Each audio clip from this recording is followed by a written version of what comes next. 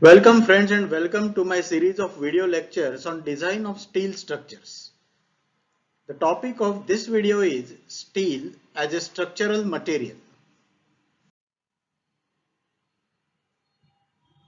By the end of this video, you are expected to learn the following two things. 1. Enlist and appreciate advantages and disadvantages of steel as a structural material. Second, draw and interpret stress strength curve for structural steel.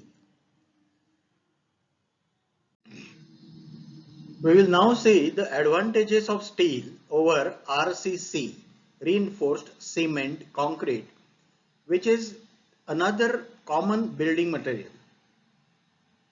The first advantage of steel over RCC is steel has high strength to weight ratio. This means that for the same strength, a steel component will be having less weight than an RCC component. Therefore, a steel structure is having much less dead weight as compared to an RCC structure. The second advantage of steel is its property of ductility. Ductility means the ability of material to undergo large elongation before failure. So this property of ductility in steel makes it effective in resisting shock loading such as blasts or earthquakes. Also, ductility of steel avoids sudden failure of the structure. The third advantage of steel is its predictability and stability of properties. The mechanical properties of steel like Young's modulus, tensile strength, Poisson's ratio, etc. they can be determined and predicted with high degree of certainty, and also they are stable with time. The fourth advantage of steel is speedy construction. The time of erection of steel structure is much less than that of RCC structure. The fifth advantage of steel is quality of construction. Steel structures can be built with high quality workmanship and narrow tolerances because we know that the components of steel structures are manufactured in the industry, in the factory, and they are brought to the site and the joining connection is done. The sixth advantage of steel is its reusability. We can use the steel components repetitively. That means we can dismantle a steel structure and use its components in another structure. Also, steel has got good scrap value. This is also an advantage. The seventh advantage is expanding existing steel structures is relatively easy. Steel buildings can be expanded by adding new bays or wings. Steel bridges can also be widened. This is very difficult in case of RCC structures. The eighth advantage is steel is having good fatigue strength. So there are these 8 advantages of steel over RCC. Now we will see a few disadvantages of steel over RCC. The first disadvantage of steel over RCC is that steel has got higher overall cost. So a steel structure will cost costlier than a corresponding RCC structure. Second disadvantage of steel is that it has got poor fire resistance. So in case of a fire hazard, a steel structure will have rapid loss of strength and the spread of fire across the structure will also be rapid. The third disadvantage of steel is corrosion. We know that corrosion is the deterioration of steel surface due to exposure to atmosphere.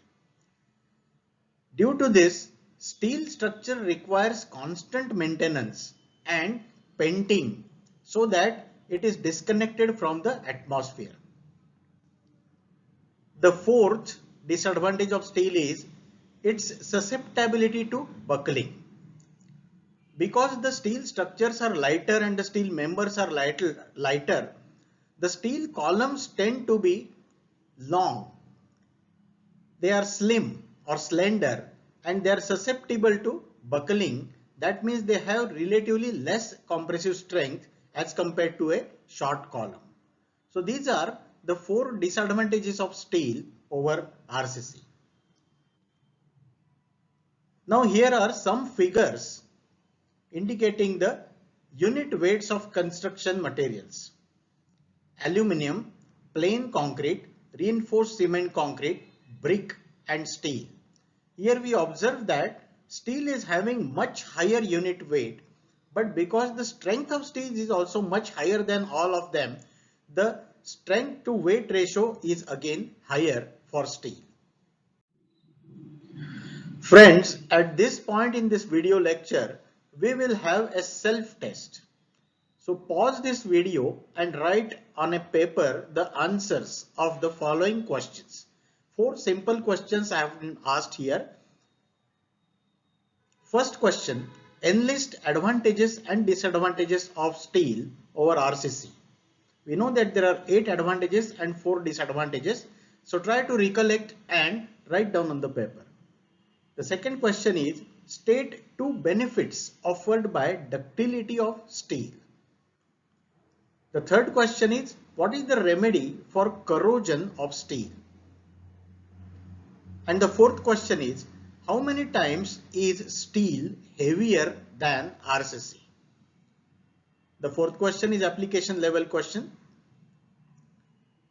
So try to recollect the video so far and write down the answers on the paper. After you have finished, pause again to continue the video. Friends, after having studied the advantages and disadvantages of structural steel over RCC, we will now study the stress-strain curve for structural steel. The stress-strain curve for any material shows so many mechanical properties of the material. It shows the behavior of the material under axial load.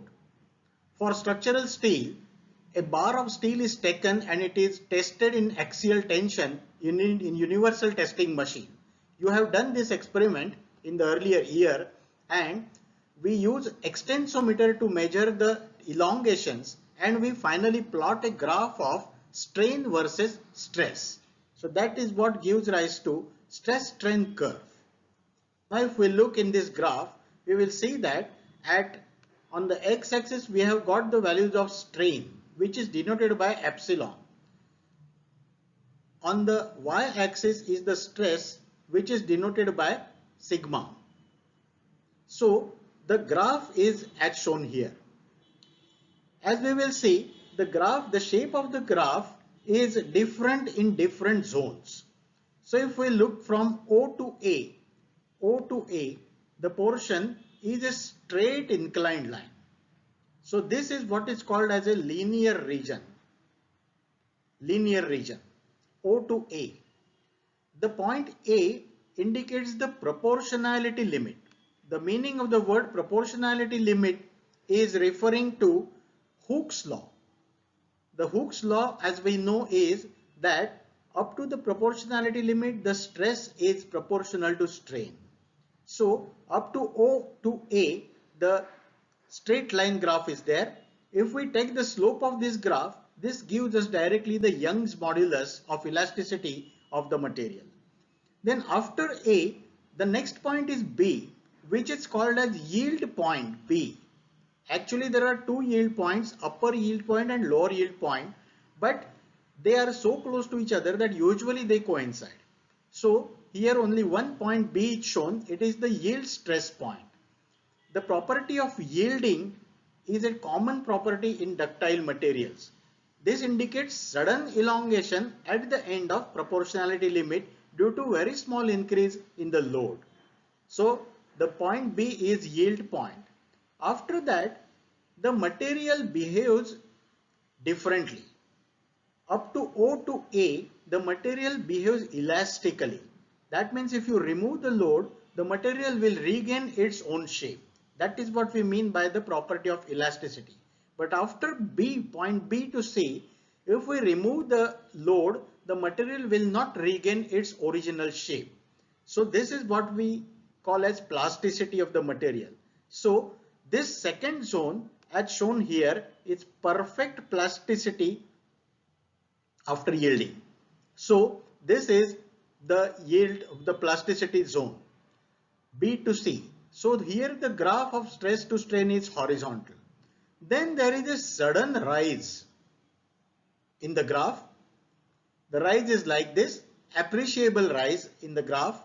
From point C to D, we get a strain hardening zone. This is called as strain hardening zone, and it continues up to point D, which is the ultimate stress point.